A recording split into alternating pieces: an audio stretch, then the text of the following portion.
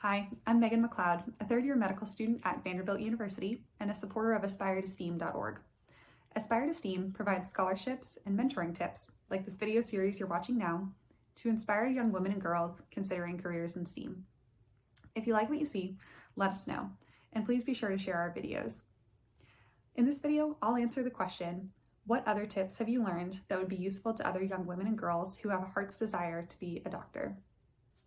So I think my first tip to someone who is thinking about being a doctor and is in high school is that you do not have to decide now. You do not have to go into college knowing that you want to go to medical school. I did not decide that I wanted to be a physician until I was a junior in college, and I have plenty of friends in medical school now who did not decide ultimately until much later, some even after they had worked for several years in a different fields and decided on medicine. So all of that to say, you do not have to have it all figured out just yet. Knowing that you're interested is fantastic, and it's great to try to learn as much as you can, but certainly don't think that you have to decide right now. My other tip would be to follow your passions and interests.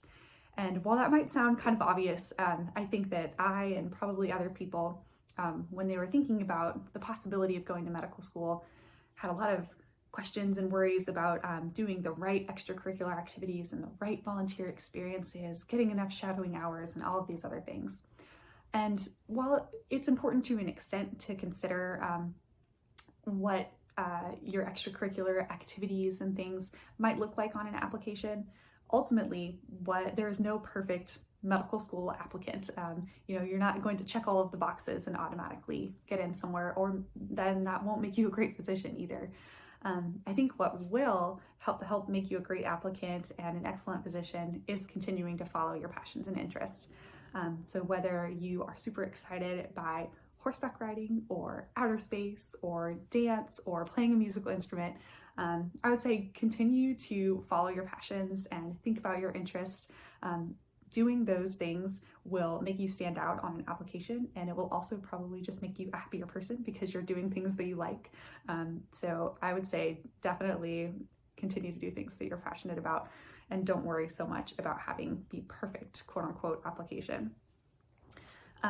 My next tip is honestly more of a statistic. And that is that more than 50% of medical students right now are women. And I think that is fantastic because that has not been the case before. And so now it's more of kind of an even split among men and women in this field. And I think that's exciting to me because I was worried in high school and undergrad about going into this field because I had heard things about it being difficult to be a physician and also have a family or be a mom and that sort of things. And so that may not be something that you're worried about, but it was definitely something that was on my heart. And so I just want to share with you that there are lots of other women who are in this field, and I know tons of physicians who are attending physicians now at the school I go to, and they are rock star surgeons and doctors as well as moms. So be encouraged by that.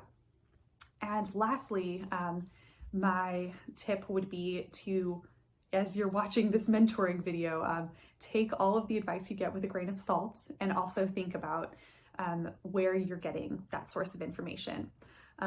So there are plenty of, now that social media, gives everyone such a wide audience, there are plenty of students and physicians and people in other healthcare professions that are going to offer their advice and their perspective.